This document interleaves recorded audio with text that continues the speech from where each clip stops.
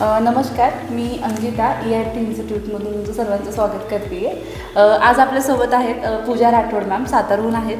तर मॅमने आज आपल्याकडे एक्सपोर्ट इम्पोर्टचं प्रॅक्टिकल इन्क्युबेशन जॉईन केलेलं आहे. तर आज आपण मॅमचा जर्नी ह्या इंडस्ट्रीमध्ये कशी होती ती आज आपण त्यांचा अनुभव ऐकून घेणार आहोत. तर पूजा मॅम, तुमच्याबद्दल मला कळेल का, थोडं सांगू शकता लोकांना तुम्ही काय करता आता? माझं नाव पूजा राठोड आहे, मी साताऱ्यावरून आहे आणि माझी कंपनी आहे आज साताऱ्यामध्ये PG ग्रुप म्हणून आहे. त्याच्यामध्ये पूजा मसाले, टँगी स्पाइसेस, पूजा इलेक्ट्रॉनिक्स अशा कंपन्या आहेत. माझं इम्पोर्ट एक्सपोर्ट आहे. 2015पासून मी इम्पोर्ट एक्सपोर्ट करते बाहेर. 7 ते 8 देशामध्ये माझं प्रोडक्ट जातं आहे. परंतु हा क्लास ज्यावेळी मी जॉईन केला, मला एक्सपोर्ट तर माझं होत होतं, पण ॲक्च्युअलमध्ये मला नॉलेज नव्हतं की बाबा तिथं पोर्टवरून कसं एक्सपोर्ट होतं किंवा त्याला काही इन्सेंटिव्ह आहेत.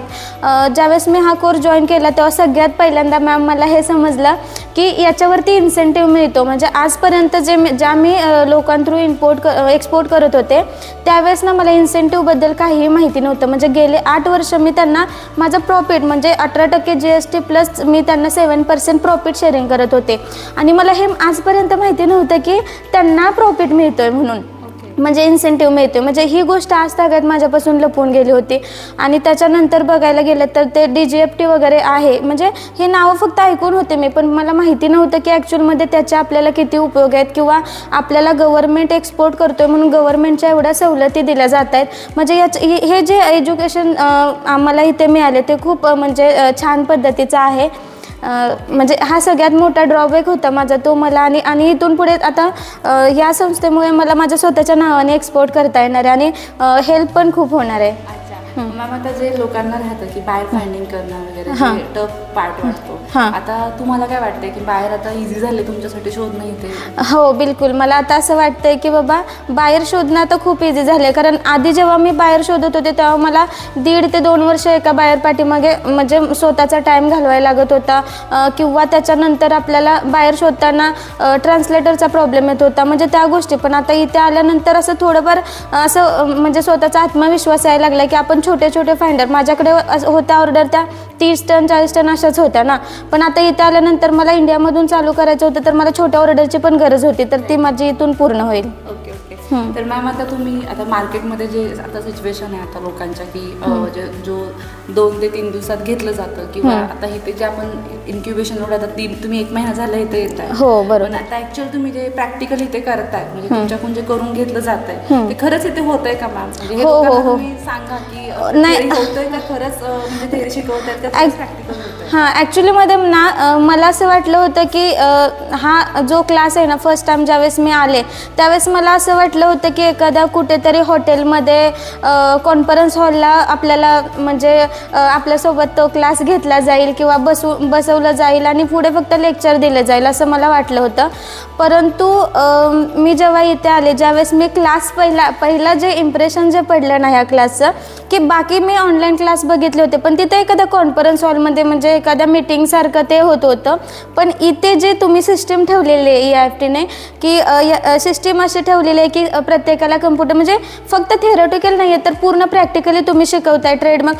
आता ॲक्च्युली म्हणजे ही गोष्ट माझ्यासाठी लाजिरवाणी आहे, पण मला एवढं नॉलेज नव्हतं म्हणजे प्रॅक्टिकली करताना. पण इथे समोरचे म्हणजे जे शिक्षक आहेत आपले त्यांनी प्रॅक्टिकली करून घेतलं. ट्रेड मॅप ओपन करण्यापासून ते रजिस्टर करण्यापर्यंत म्हणजे ही खूप छान गोष्ट आहे. इथे एकदम प्रॅक्टिकली शिकवलं जातं इथे. तर मॅम, आता तुमचं काय टार्गेट आहे? आता शिपमेंटचं काय टार्गेट आहे तुमचं? आता तुमचे प्रोडक्ट जे मसाले प्रोडक्ट आहेत हां, स्पाइसेस आहेत. हो. तर आता पुढे टार्गेट काय ठेवलेलं आहे आता की किती दिवसात हे करायचं आहे आपल्याला? आता किती दिवसात नाही आहे, आता इथून बाहेर पडल्यानंतर अगदी उद्यापासून म्हटलं तर आता आम्ही रेडी आहे, कारण तसे आम्ही तयार झालेलो आहोत या क्लासद्वारे. आता मॅम, तुम्ही लास्ट प्रश्न माझा, लोकांना तुम्ही काय सजेस्ट करता की इथे EIFTमध्ये यायला हवं की नाही आणि काय तुम्ही लोकांना सांगा? नक्कीच मी लोकांना हे सजेस्ट करेन की तुम्ही जर तुम्हाला जर इम्पोर्ट एक्सपोर्ट करायचं आहे तर तुम्ही ना फर्स्ट प्रायोरिटी EIFTला दिली पाहिजे. कारण मी बाकीच्या ठिकाणी जर तुम्ही जाल तर त्यावेळेस काय होणार की तुम्हाला फक्त थेरॉटिकल नॉलेज भेटणार.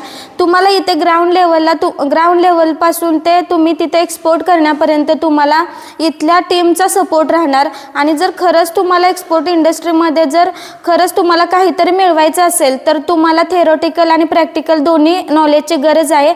सर्वात डॉक्युमेंटचा पार्ट असतो तो महत्त्वाचा आहे. आपल्याला काय स्कीम आहेत गव्हर्नमेंटच्या किंवा आपल्याला काय गव्हर्नमेंट आपल्याला हे देतोय, गव्हर्नमेंट काय आपल्याला फायदा देतोय हे जर समजायचं असेल तर ते तुम्हाला EIFTमध्येच मिळेल. थँक्यू सो मच मॅम तुमचा हा फीडबॅक दिल्याबद्दल आणि ऑल द बेस्ट तुमच्या जर्नीसाठी. आणि आय होप तुम्ही विदिन 45 डेजमध्ये, आता हे कम्प्लीट झालेलेच आहे 15-16 डेज झाले असेल कम्प्लीट. आता पुढच्या 35 डेजमध्ये तुमची जर्नी स्टार्ट व्हावी. EIFT कडून तुम्हाला म्हणजे आमच्या टीमकडून तुम्हाला all the best. Thank you so much ma'am.